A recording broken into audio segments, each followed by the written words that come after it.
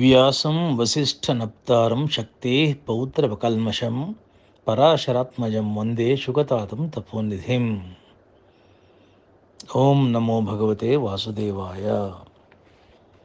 ವಿಷ್ಣು ಸಹಸ್ರನಾಮದಂತಹ ಅತ್ಯಂತ ಶ್ರೇಷ್ಠ ಗ್ರಂಥಕ್ಕೆ, ಶ್ಲೋಕಕ್ಕೆ, ಸ್ತೋತ್ರಕ್ಕೆ, ಮಹಾಮಂತ್ರಕ್ಕೆ ಒಂದು ವ್ಯಾಖ್ಯಾನವನ್ನು ಬರೀಬೇಕು ಅನ್ನತಕ್ಕಂಥ ಅಪೇಕ್ಷೆ, ಸಂಕಲ್ಪ ಮೊಟ್ಟ ಮೊದಲಿಗೆ ಶಂಕರಾಚಾರ್ಯರಿಗೆ ಬಂತು.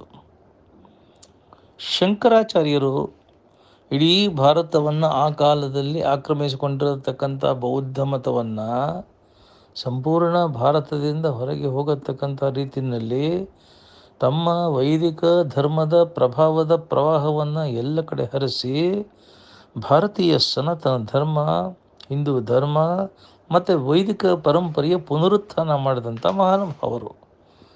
ಶಂಕರಾಚಾರ್ಯರು ಭಾರತದವನ್ನು 4 ದಿಕ್ಕುಗಳಿಗೆ ಬರಿಕಾಲಿನಲ್ಲಿ ನಡ್ಕೊಂಡು ಹೋಗಿ ತಮ್ಮ ಉಪನ್ಯಾಸಗಳಿಂದ, ಪ್ರವಚನಗಳಿಂದ, ಸಂದೇಶಗಳಿಂದ, ದೇವಸ್ಥಾನಗಳ ಒಂದು ಪ್ರತಿಷ್ಠಾಪನೆಗಳಿಂದ ಮತ್ತು ಎಲ್ಲಕ್ಕಿಂತ ಹೆಚ್ಚು 4 ಆಮ್ನಾಯ ಪೀಠಗಳನ್ನು ಭಾರತದ 4 ದಿಕ್ಕುಗಳಲ್ಲಿ ವ್ಯವಸ್ಥೆ ಮಾಡಿದ್ರಿಂದ ಒಂದು ಹಿಂದೂ ಧರ್ಮದ, ಭಾರತೀಯ ವೈದಿಕ ಧರ್ಮದ ಮಹಾನ್ ಪುನರುತ್ಥಾನ ಮಾಡಿರತಕ್ಕಂಥ ಮಹಾನುಭಾವರು. ಅವ್ರಿಗೆ ಅನ್ನಿಸ್ತು, ಇಷ್ಟೆಲ್ಲ ನಾನು ಮಾಡಿದರೂ ಕೂಡ ಮುಂದಿನ ಪರಂಪರೆಗೆ ನಾನು ದೈಹಿಕವಾಗಿಲ್ಲದೆ ಹೋದರೂ ಕೂಡ ಆ ಸಂದೇಶ, ಆದೇಶಗಳು, ವಿಚಾರಗಳು, ಸದ್ವಿಚಾರಗಳು ಮುಂದುವರಿತಾ ಹೋಗಬೇಕು. ಅದಕ್ಕೆ ಎಲ್ಲವನ್ನು ಬರಹದಲ್ಲಿ ಕೊಡಬೇಕು ಅಂತ ಅನ್ನಿಸ್ತು. ಶಿಷ್ಯನ ಕರೆದು ಹೇಳಿದರು, ಗ್ರಂಥ ಭಂಡಾರಕ್ಕೆ ಹೋಗಿ ಲಲಿತಾ ಸಹಸ್ರನಾಮ ತಗೊಂಬಪ್ಪ. ಮೊದಲನೇದಾಗಿ ನಾನು ಲಲಿತಾ ಸಹಸ್ರನಾಮಕ್ಕೆ ಭಾಷ್ಯ ಬರಿಬೇಕು. ಆಗ ಶಿಷ್ಯ ಅಷ್ಟೇ ಭಕ್ತಿಯಿಂದ ಹೋದ, ಶ್ರದ್ಧೆಯಿಂದ ಹುಡುಕದ, ಪುಸ್ತಕ ನೋಡ್ದ, ಲಲಿತಾ ಸಹಸ್ರನಾಮ ಖಚಿತ ಮಾಡಿಕೊಂಡ, ಗುರುಗಳಿಗೆ ತಂದುಕೊಟ್ಟ. ಗುರುಗಳು ಸಂತೋಷದಿಂದ ಅದನ್ನು ಮೊದಲ ಪುಟ ತಿರುಗಿಸ್ತಾರೆ, ಒಳಗೆ ನೋಡ್ತಾರೆ ವಿಷ್ಣು ಸಹಸ್ರನಾಮ. ಶಿಷ್ಯನ ಕರೆದ್ರು, ಹೇಗಿದ್ರು? ನಾ ಹೇಳಿದ್ದೇನು, ನೀ ಮಾಡಿದ್ದೇನು, ಎಲ್ಲಿ ಗಮನ ಇಟ್ಟಿದ್ಯಾ? ಹೋಗು, ಲಲಿತಾ ಸಹಸ್ರನಾಮ ಹುಡುಕಿ ಆ ಪುಸ್ತಕನ್ನೇ ತರಬೇಕು. ಈಗ ಮತ್ತೆ ಶಿಷ್ಯ ಹೋದ, ತುಂಬ ಭಕ್ತಿ ಶ್ರದ್ಧೆಯಿಂದ ಗಮನ ಇಟ್ಟು ಹುಡುಕಿ ಲಲಿತಾ ಸಹಸ್ರನಾಮ ಅಂತ ನಿಶ್ಚಯ ಮಾಡಿಕೊಂಡು ಬಂದು ಗುರುಗಳಿಗೆ ಒಪ್ಪಿಸ್ದ. ಗುರುಗಳು ಅದನ್ನು ತೆಗೆದು ಮೊದಲನೇ ಪುಟ ತೆಗಿತಾರೆ, ಮತ್ತೆ ವಿಷ್ಣು ಸಹಸ್ರನಾಮ. ಹಾಳು ಮಾಡೋದು ಹಾಳು, ಮಗ ಮಾಡೋದು ಮಧ್ಯಮ, ತಾನು ಮಾಡೋದು ಉತ್ತಮ ಅಂತ ಅಂದುಕೊಂಡು ಅವರೇ ಎದ್ದರು, ಗ್ರಂಥ ಭಂಡಾರಕ್ಕೆ ಬಂದರು, ಲಲಿತಾ ಸಹಸ್ರನಾಮ ಹುಡುಕ್ತಾ ಇದ್ದಾರೆ. ಅಷ್ಟರಲ್ಲಿ ಎದುರುಗಡೆ ಇದ್ದಂತಹ ಶಾರದಾಂಬೆಯ ದೇವಿಯ ಭಾವಚಿತ್ರ ಸ್ಪಷ್ಟವಾಗಿ ಅವರಿಗೆ ಮಾತಾಡಿದಾಗಾಯಿತು, ಸನ್ನಿಧಾನ ಗೋಚರಿಸಿದಾಗಾಯಿತು. ನೋಡ್ತಾರೆ, ಬಾಯಿ ಬಿಟ್ಟು ಮಾತಾಡ್ತಾ ಇದ್ದಾಳೆ ದೇವಿ. ಹೇಳ್ತಾಳೆ, ನೀನು ಜಗತ್ತಿಗೆ ಅದ್ಭುತವಾಗಿರತಕ್ಕಂಥ ಸ್ತೋತ್ರ ಸಾಹಿತ್ಯವನ್ನು ಕೊಡ್ತೀಯಾ, ಹೆಸರು ಅಜರಾಮರವಾಗಿ ಉಳಿಯುತ್ತೆ. ಆದರೆ ನೀನು ಮಾಡಬೇಕಾಗಿರೋ ಮೊದಲನೇ ಕೆಲಸ ವಿಷ್ಣು ಸಹಸ್ರನಾಮಕ್ಕೆ ಭಾಷ್ಯ ಬರೆಯತಕ್ಕಂಥದ್ದು. ದೇವಿಯ ಆಜ್ಞೆ, ಆ ಸಂದೇಶವನ್ನು ಅತ್ಯಂತ ತ್ರಿಕರಣ ಶುದ್ಧಿಯಿಂದ ಸ್ವೀಕಾರ ಮಾಡಿ ಕಂಠ ಗದ್ಗದಿತರಾಗಿ ಕಣ್ಣಲ್ಲಿ ಆನಂದ ಭಾಷ್ಪ ತುಂಬಿ ಶಂಕರಾಚಾರ್ಯರು ಬಂದು ಕೂತು ಮೊಟ್ಟ ಮೊದಲಿಗೆ ಆ ವಿಷ್ಣು ಸಹಸ್ರನಾಮದ ಭಾಷ್ಯವನ್ನು ಬರೆದುಕೊಟ್ರು. ಶಂಕರಾಚಾರ್ಯರು ಒಂದು ಮಾತು ಕೇಳ್ತಾರೆ, ಅಪ್ಪ, ನೀವೆಲ್ಲ ಹುಟ್ಟು ಬಂದಿದ್ದೀರಾ, ನಾನು ಹುಟ್ಟು ಬಂದಿದ್ದೀನಿ, ಜನ್ಮ ಪಡೆದಿದ್ದೀವಿ. ಪರಮಾತ್ಮ ನಮಗೆ ಬರೀ ಕೈಯಲ್ಲಿ ಬಂದ್ವಿ, ಬರೀ ಮೈಯಲ್ಲಿ ಬಂದ್ವಿ. ದೇಹ ಕೊಟ್ಟ, ಕಣ್ಣು ಕೊಟ್ಟ, ಕಣ್ಣಿಗೆ ದೃಷ್ಟಿ ಕೊಟ್ಟ, ಕಿವಿ ಕೊಟ್ಟ, ಶ್ರವಣ ಶಕ್ತಿ ಕೊಟ್ಟ, ಹೃದಯ ಕೊಟ್ಟ, ಪ್ರಾಣ ಕೊಟ್ಟ, ಚೈತನ್ಯ ಕೊಟ್ಟ, ಭಾಗ್ಯ ಕೊಟ್ಟ, ಸೌಭಾಗ್ಯ ಕೊಟ್ಟ, ಗಂಡನ ಕೊಟ್ಟ, ಹೆಂಡತಿನ ಕೊಟ್ಟ, ಮಕ್ಕಳನ್ನು ಕೊಟ್ಟ, ಸಮಾಜವನ್ನು ಕೊಟ್ಟ, ಎಲ್ಲ ಕೊಟ್ಟನಲ್ಲೋ. ಎಲ್ಲ ಪಡೆದಿದ್ದೀವಿ ಅವನಿಂದ. ಇಷ್ಟು ನಮಗೆ ಏನೂ ತರದೇ ಇರತಕ್ಕಂಥ, ಬರೀ ಕೈಯಲ್ಲಿ ಬಂದು ನಮಗೆ ಇಷ್ಟೊಂದು ಕೊಟ್ಟಿರತಕ್ಕಂಥ ಪರಮಾತ್ಮನಿಗೆ ಕೃತಜ್ಞತೆಯಿಂದ ನಾವು ಏನಾದರೂ ಕೊಡಬೇಡವಾ? ನಾವು ಏನು ಕೊಡಬೇಕು, ಏನು ಕೊಡಬೇಕು ನಾವು? ಆಗ ಶಂಕರಾಚಾರ್ಯ ಹೇಳ್ತಾರೆ, ಕೊಡಬೇಕು ಅಲ್ಲ, ಕೊಡಲೇಬೇಕು. ಏನದು? ಸುಮ್ಮನೆ ಕೊಡೋದಲ್ಲ, ಶ್ರದ್ಧೆಯಿಂದ, ಭಕ್ತಿಯಿಂದ, ಗೌರವದಿಂದ ಕೊಡಬೇಕು. ಏನು ಕೊಡಬೇಕು? ಗೇಯಂ ಗೀತಾ ನಾಮ ಸಹಸ್ರಂ, ಗೇಯಂ ಗೀತಾ ನಾಮ ಸಹಸ್ರಂ, ಭಜ ಗೋವಿಂದಂ ಭಜ ಗೋವಿಂದಂ ಭಜ ಗೋವಿಂದಂ ಮೂಢಮತೆ. ಭಗವದ್ಗೀತೆಯನ್ನು, ವಿಷ್ಣು ಸಹಸ್ರನಾಮವನ್ನು ಕಲ್ತ್ಕೊಳ್ಳಿ, ತಿಳ್ಕೊಳ್ಳಿ, ಹೇಳ್ಕೊಳ್ಳಿ, ಕೇಳ್ಕೊಳ್ಳಿ. ಆ ವಿಷ್ಣು ಸಹಸ್ರನಾಮದ ಮೂಲಕ ಪರಮಾತ್ಮನನ್ನು ನಿರಂತರ ಕೃತಜ್ಞತೆಯಿಂದ ಸ್ಮರಣೆ ಮಾಡ್ತಾ ಇರ್ರಿ. ಈ ಜನ್ಮ ಬಂದಿದ್ದಕ್ಕೆ ಸಾರ್ಥಕತೆ ಬೇಕು ಅಂದರೆ ವಿಷ್ಣು ಸಹಸ್ರನಾಮ ಹೇಳಬೇಕು. ಅವನು ಜನ್ಮ ಕೊಟ್ಟಿದ್ದಕ್ಕೆ, ನೀವು ಅವನಿಂದ ದೇಹ ಜನ್ಮ ಎಲ್ಲ ಪಡ್ಕೊಂಡಿದ್ದಕ್ಕೆ, ಈ ಭಾಗ್ಯ ಪಡ್ಕೊಂಡಿರೋದಕ್ಕೆ, ಇನ್ನೂ ಉಸಿರಾಡ್ತಾ ಇರೋದಕ್ಕೆ ಅವನಿಗೆ ನೀವು ಅರ್ಪಿಸ್ತಾ ಇರತಕ್ಕಂಥ ಕೃತಜ್ಞತೆ ಅಂತಂದರೆ ಗೇಯಂ ಗೀತಾ ನಾಮ ಸಹಸ್ರಂ, ವಿಷ್ಣು ಸಹಸ್ರನಾಮವನ್ನು ಹೇಳ್ಕೋಬೇಕು. ಶಂಕರಾಚಾರ್ಯರೇ ಹೇಳ್ತಾರೆ ಇನ್ನೊಂದು ಮಾತು, ಏನು ಅಂದರೆ ಅತ್ಯಂತ ಅಲ್ಪ ಪ್ರಯತ್ನ. ವಿಷ್ಣು ಸಹಸ್ರನಾಮಕ್ಕೆ ಒಂದು ಅರ್ಧ ಗಂಟೆ ಕೂತ್ಕೊಂಡು ಭಕ್ತಿಯಿಂದ ಹೇಳೋದಪ್ಪ. ಇನ್ನೇನು ಅದಕ್ಕೆ ವೆಚ್ಚ ಇಲ್ಲ, ಖರ್ಚಿಲ್ಲ, ವ್ಯವಸ್ಥೆ ಇಲ್ಲ, ಪರಿಕರಗಳು ಬೇಕಿಲ್ಲ, ಜನ ಏನೂ ಬೇಕಿಲ್ಲ, ಯಾರೂ ಬೇಕಿಲ್ಲ, ಯಾವ ಖರ್ಚು ಇಲ್ಲ. ಅತ್ಯಂತ ಅಲ್ಪ ಪ್ರಯತ್ನ, ಆದರೆ ಅನಂತವಾಗಿರತಕ್ಕಂಥ ಫಲ ಬರತಕ್ಕಂಥ ಸ್ತೋತ್ರ ವಿಷ್ಣು ಸಹಸ್ರನಾಮ ಸ್ತೋತ್ರ. ಅದಕ್ಕೆ ಶಂಕರಾಚಾರ್ಯ ಹೇಳ್ತಾರೆ, ತುಂಬ ಕಷ್ಟಪಟ್ಟು ಒಂದೋ ಎರಡೋ ಹಣ್ಣು ತೊಗೊಂಬೋದಕ್ಕಿಂತ ಸ್ವಲ್ಪ ಕಷ್ಟಪಟ್ಟು ಅನಂತವಾಗಿರತಕ್ಕಂಥ ಪುಣ್ಯ ಪಡೆಯತಕ್ಕಂಥ ಒಂದು ದಾರಿ ಇದೆಯಪ್ಪ, ಅದೇ ವಿಷ್ಣು ಸಹಸ್ರನಾಮದ ದಾರಿ. ಇನ್ನು ರಾಮಾನುಜಾಚಾರ್ಯರು, ಅವರ ಶಿಷ್ಯರಾಗಿರತಕ್ಕಂಥ ಪರಾಶರ ಭಟ್ರು ಬಂದು ನಮಸ್ಕಾರ ಮಾಡ್ತಾರೆ. ಸ್ವಾಮಿ, ಮಗುವಾಗಿದ್ದಾಗ ನನ್ನನ್ನು ಪಡ್ಕೊಂಡು ನನ್ನನ್ನು ತಿದ್ದಿ ತೀಡಿ ಲಾಲನೆ ಮಾಡಿ ಪಾಲನೆ ಮಾಡಿ ಪೋಷಣೆ ಮಾಡಿ ವಿದ್ಯೆ ಕೊಟ್ಟು ಬುದ್ಧಿ ಕೊಟ್ಟು ಸಕಲ ಶಾಸ್ತ್ರಗಳನ್ನು ನಿಗಮ ಆಗಮಗಳನ್ನು ನನಗೆ ಕಲಿಸ್ಕೊಟ್ಟು ದೊಡ್ಡ ವಿದ್ವಾಂಸರನ್ನಾಗಿ ಮಾಡಿದ್ರಿ, ಸಂಸ್ಕಾರ ಕೊಟ್ರಿ, ಶಾಸ್ತ್ರಜ್ಞಾನ ಕೊಟ್ರಿ, ವಿದ್ವಾಂಸರನ್ನಾಗಿ ಮಾಡಿದ್ರಿ. ನಾನು ತಮಗೆ ಏನು ಗುರುದಕ್ಷಿಣೆ ಕೊಡಲಿ? ನನ್ನನ್ನು ರೂಢಿಸಿದ್ದೀರಾ, ಏನು ಗುರುದಕ್ಷಿಣೆ? ನಿಮಗೇನು ಅಪೇಕ್ಷೆ ಇದೆ ಹೇಳಿ ಸ್ವಾಮಿ, ತಂದು ಕೊಟ್ಬಿಡ್ತೀನಿ.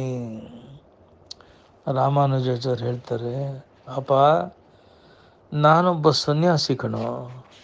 ಸನ್ಯಾಸಿಯಾಗಿರತಕ್ಕಂಥವನು ಎಲ್ಲ ಕಾಮನೆಗಳನ್ನು, ಬಯಕೆಗಳನ್ನು, ಅಪೇಕ್ಷೆಗಳನ್ನು, ಬೇಕುಗಳನ್ನು ಪೂರ್ತಿ ಬಿಟ್ಟಿದ್ರೆ ಮಾತ್ರ ಅದು ಸನ್ಯಾಸ. ನನಗೆ ಅದು ಬೇಕು, ಇದು ಬೇಕು, ಅದು ಬೇಕು, ಇದು ಬೇಕು ಅಂತ ಅಪೇಕ್ಷೆ ಪಟ್ಟು ಕೇಳ್ತಾ ಇದ್ದರೆ ಸನ್ಯಾಸ ಧರ್ಮಕ್ಕೆ ಮಾಡತಕ್ಕಂಥ ದ್ರೋಹ ಅದು. ಆದರೂ ಇಷ್ಟು ಪ್ರೀತಿಯಿಂದ ನೀನು ಕೇಳ್ತಾ ಇರುವಾಗ ನಿನ್ನ ಮನಸ್ಸು ನೋಯ್ಸೋಕ್ಕಿಷ್ಟ ಇಲ್ಲ. ನನಗೊಂದು ಅಪೇಕ್ಷೆ ಇದೆ, ನೀನು ಕೊಡು ಅಂತ ನಾನು ಕೇಳಿಬಿಟ್ರೆ ಸನ್ಯಾಸ ಧರ್ಮಕ್ಕೆ ಮಾಡತಕ್ಕಂಥ ವಂಚನೆ. ಆದರೆ ಗುರು ಭಕ್ತಿಯಿಂದ ಗುರು ಸೇವೆ ಮಾಡೋದಕ್ಕೆ ಗುರುದಕ್ಷಿಣೆ ಕೊಡ್ತೀನಿ ಅಂತ ಇಷ್ಟು ಉತ್ಸುಕನಾಗಿರುವಾಗ ತಿರಸ್ಕಾರ ಮಾಡಿದರೂ ಕೂಡ ನಿನಗೆ ಬೇಜಾರಾಗುತ್ತೆ. ಅದಕ್ಕೆ ಈಗ ನನಗೆ ಒಂದು ಬೇಕಾಗಿದೆ, ಕೊಡ್ತೀಯಾ? ಇವನಿಗೆ, ಶಿಷ್ಯರಿಗೆ, ಪರಾಶರ ಭಟ್ಟರಿಗೆ ತುಂಬ ಸಂತೋಷ ಆಯಿತು. ಸದ್ಯ ಏನೋ ಒಂದು ಬೇಕು ಅಂದ್ರಲ್ಲ, ಏನು ಬೇಕು ಸ್ವಾಮಿ ಹೇಳಿ ಸ್ವಾಮಿ, ತಂದುಕೊಡ್ತೀನಿ. ಗುರುಗಳು ಹೇಳ್ತಾರೆ, ರಾಮಾನುಜಾಚಾರ್ಯರು, ನಿನಗೆ ಗೊತ್ತಿದೆ ರಾಜ, ನನ್ನ ಮನಸ್ಸೆಲ್ಲ ವಿಷ್ಣು ಸಹಸ್ರನಾಮದಲ್ಲಿದೆ, ನನ್ನ ಬುದ್ಧಿಯೆಲ್ಲ ವಿಷ್ಣು ಸಹಸ್ರನಾಮದಲ್ಲಿದೆ, ನನ್ನ ಚಿತ್ತ ಎಲ್ಲ ವಿಷ್ಣು ಸಹಸ್ರನಾಮದಲ್ಲಿದೆ, ನನ್ನ ಚೈತನ್ಯವೆಲ್ಲ ವಿಷ್ಣು ಸಹಸ್ರನಾಮದಲ್ಲಿದೆ, ನನ್ನ ನರನಾಡಿಗಳಲ್ಲೆಲ್ಲ ವಿಷ್ಣು ಸಹಸ್ರನಾಮ, ನನ್ನ ಧಮನಿಗಳಲ್ಲಿ ವಿಷ್ಣು ಸಹಸ್ರನಾಮ, ನನ್ನ ಪ್ರಾಣ ಇರೋದು ವಿಷ್ಣು ಸಹಸ್ರನಾಮದಲ್ಲಿ. ನನ್ನಲ್ಲಿ ಚೈತನ್ಯ ತುಂಬಿ ತುಳುಕುತ್ತಾ ಇರತಕ್ಕಂಥ ದಿವ್ಯ ಮಂಗಳಮೂರ್ತಿ ಮಹಾವಿಷ್ಣುವಿನ ನಾಮ ರೂಪಗಳು ಹೊರಗಡೆ ಓತಪ್ರೋತವಾಗಿ ತುಂಬಿಕೊಂಡಿರುವಾಗ ಇನ್ನೇನು ಕೇಳಲಿ ಹೇಳಿ ನಾನು? ಅಂಥ ವಿಷ್ಣು ಸಹಸ್ರನಾಮ ನನ್ನ ಒಳಗೆ ಹೊರಗೆ ತುಂಬಿಕೊಂಡು ನನ್ನನ್ನು ನಡೆಸ್ತಾ ಇರತಕ್ಕಂಥ ವಿಷ್ಣು ಸಹಸ್ರನಾಮಕ್ಕೆ ಸಾರ್ಥಕ ಸಮರ್ಥ ಅನ್ನಿಸತಕ್ಕಂಥ ಒಳ್ಳೆ ವ್ಯಾಖ್ಯಾನ ರಚನೆ ಮಾಡಿ ಅದನ್ನು ತಂದು ನೀನು ನನಗೆ ಸಮರ್ಪಣೆ ಮಾಡಿದರೆ ಅದಕ್ಕಿಂತ ದೊಡ್ಡ ಗುರುದಕ್ಷಿಣೆ ಇಲ್ಲ. ಆಗ ಪರಾಶರ ಭಟ್ರು ಭಗವದ್ಗುಣ ದರ್ಪಣ ಎನ್ನತಕ್ಕಂತಹ ಒಳ್ಳೆಯ ವಿಷ್ಣು ಸಹಸ್ರನಾಮದ ವ್ಯಾಖ್ಯಾನವನ್ನು ರಚನೆ ಮಾಡ್ತಾರೆ. ನೋಡಿ, ವಿಷ್ಣು ಸಹಸ್ರನಾಮ ಹೇಳಿಕೊಂಡವ್ರಿಗೆ, ಕೇಳಿದವ್ರಿಗೆ, ಪಾರಾಯಣ ಮಾಡಿದವ್ರಿಗೆ, ಜಪ ಮಾಡಿದವ್ರಿಗೆ, ಅದರಲ್ಲಿ ಏನಾದರೂ ಕೃಷಿ ಮಾಡಿದವ್ರಿಗೆ ಫಲ, ಆ ಸಾಮಾನ್ಯ ಫಲ ಅಲ್ಪ ಫಲ ಬರಲ್ಲ, ಅನಂತ ಫಲ, ಅಮೃತ ಫಲ ಬರುತ್ತೆ. ಆ ಪರಾಶರ ಭಟ್ರು ಗುರುಗಳು ಹೇಳಿದ್ರಲ್ಲ ಅಂತ ಆ ವಿಷ್ಣು ಸಹಸ್ರನಾಮಕ್ಕೆ ವ್ಯಾಖ್ಯಾನ ಬರೆದರು, ತಂದು ಒಪ್ಪಿಸಿದರು. ಅದರ ಫಲ ಏನು ಅಂತಂದರೆ, ರಾಮಾನುಜಾಚಾರ್ಯರ ನಂತರದಲ್ಲಿ ಶ್ರೀರಂಗದಲ್ಲಿ ಅದೇ ಪೀಠಕ್ಕೆ ಜಗದ್ಗುರುಗಳು ಪೀಠಾಧಿಪತಿಗಳು ಆದರೂ ಈ ಪರಾಶರ ಭಟ್ರು. ಇಂಥ ಅನಂತವಾಗಿರತಕ್ಕಂಥ ಫಲವನ್ನು ಕೊಡುತ್ತೆ. ಮುಂದೆ ದ್ವೈತ ಪದ್ವಾಚಾರ್ಯರ ಪರಂಪರೆಯಲ್ಲಿ ಸತ್ಯಸಂಧರು ಒಳ್ಳೆಯ ಒಂದು ಸಕಲ ಶಾಸ್ತ್ರಗಳ ಸಾರ ವಿಷ್ಣು ಸಹಸ್ರನಾಮ ಅಂತ ಘೋಷಣೆ ಮಾಡಿ ಅದಕ್ಕೆ ವ್ಯಾಖ್ಯಾನ ರಚನೆ ಮಾಡ್ತಾರೆ. ಸತ್ಯಸಂಧ ತೀರ್ಥರನ್ನು ಮಾತು ಹೇಳ್ತಾರೆ, ನೀವು ಪೂರ್ತಿ ವಿಷ್ಣು ಸಹಸ್ರನಾಮ ಹೇಳಿಕೊಂಡ್ರೆ ಅನಂತ ಅಖಂಡ ಫಲ ಬರುತ್ತಪ್ಪ. ಆದರೆ ಅದರ ಸ್ಮರಣೆ ಮಾಡಿದರೆ ಸಾಕು. ವಿಷ್ಣು ಸಹಸ್ರನಾಮ ಹೇಳಬೇಕು ಅಂತ ಸಂಕಲ್ಪ ಮಾಡ್ಕೊಳ್ಳಿ, ಅದರ ಸ್ಮರಣೆ ಮಾಡಿದರೂ ಕೂಡ ಮುಕ್ತಿ ಲೋಕ ಪ್ರಾಪ್ತಿಯಾಗುತ್ತಪ್ಪ. ಅಂಥ ಮಹಾನ್ ಪುಣ್ಯಪ್ರದ, ಅಂಥ ಅದ್ಭುತವಾಗಿರತಕ್ಕಂತಹ ಅನಂತ ಫಲ ಕೊಡತಕ್ಕಂಥದ್ದಪ್ಪ ವಿಷ್ಣು ಸಹಸ್ರನಾಮ ಅಂತ ಉತ್ತರಾದಿ ಮಠದ ಪೀಠಾಧಿಪತಿಗಳಾಗಿದ್ದ ಸತ್ಯಸಂಧ ತೀರ್ಥರು ಹೇಳಿದರು.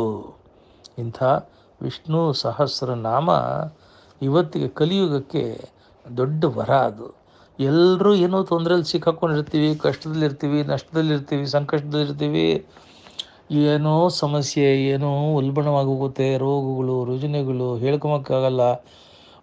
ವಯಸ್ಸಾದ ಮೇಲೆ ಒಂಥರ ತೊಂದರೆ, ಯೌವನದಲ್ಲಿದ್ದಾಗ ಒಂಥರ ತೊಂದರೆ, ಮದುವೆ ಆಗದೆ ಹೋದ್ರೆ ಒಂಥರ ತೊಂದರೆ, ಮದುವೆ ಆದ ತಕ್ಷಣ ತೊಂದರೆ, ಮಕ್ಕಳಿಗೆ ತೊಂದರೆ, ಮಕ್ಕಳು ಹತ್ತಿರ ಇದ್ದರೂ ಒಂಥರ ತೊಂದರೆ, ಮಕ್ಕಳು ದೂರ ಹೋದ್ರೆ ಒಂಥರ ತೊಂದರೆ, ಮಕ್ಕಳು ವಿದೇಶಗಳಲ್ಲಿದ್ದರು ಅಂತಂದರೆ, ನಮ್ಮ ಜೊತೆಲೇ ಇದ್ದರೂ ನಂತರ ತೊಂದರೆ, ಏನೋ ಸಂಕಟಗಳಲ್ಲಿ ಅಥವಾ ವಿಚಿತ್ರವಾಗಿರತಕ್ಕಂಥ ನೋವುಗಳಲ್ಲಿ, ದುಃಖಗಳಲ್ಲಿ, ದುಗುಡುಗಳಲ್ಲಿ ವಿಲ ಒದ್ದಾಡ್ತಾ ಇರತಕ್ಕಂಥವ್ರಿಗೆ ನೆಮ್ಮದಿ ಕೊಡತಕ್ಕಂತಹ, ಸಾಂತ್ವನ ತರತಕ್ಕಂತಹ, ಮನಃಶಾಂತಿ ಕೊಡತಕ್ಕಂತಹ, ದಿಕ್ಕು ದೆಸೆ ತೋರಿಸತಕ್ಕಂತಹ, ಪರಮಾತ್ಮನ ಅನುಗ್ರಹ ಮಾಡಿಸತಕ್ಕಂತಹ ಪರಮ ಶ್ರೇಷ್ಠ ಸ್ತೋತ್ರ, ಉತ್ಕೃಷ್ಟ ಸ್ತೋತ್ರ, ಪವಿತ್ರ ಸ್ತೋತ್ರ ಶ್ರೀ ವಿಷ್ಣು ಸಹಸ್ರನಾಮ.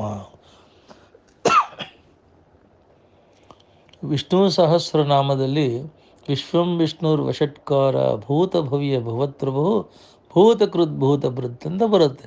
ಭೂತಕೃತ್ ಅನ್ನತಕ್ಕಂಥದ್ದು ಅದು ಈ ಭೂತ ಅಂದರೆ ಪಂಚಭೂತಗಳನ್ನು, ಎಲ್ಲ ಭೂತಗಳನ್ನು, ಎಲ್ಲ ಜೀವರುಗಳನ್ನು, ಎಲ್ಲ ಪ್ರಾಣಿಗಳನ್ನು, ಎಲ್ಲ ಕ್ರಿಮಿಗಳನ್ನು, ಎಲ್ಲ ಕೀಟಗಳನ್ನು, ಎಲ್ಲ ಲೋಕಗಳನ್ನು, ಇಡೀ ಜಗತ್ತನ್ನು ಸೃಷ್ಟಿ ಮಾಡಿರತಕ್ಕಂಥ ಮಹಾನುಭಾವ ನೀನು, ಎಲ್ಲದರ ಜನಕ.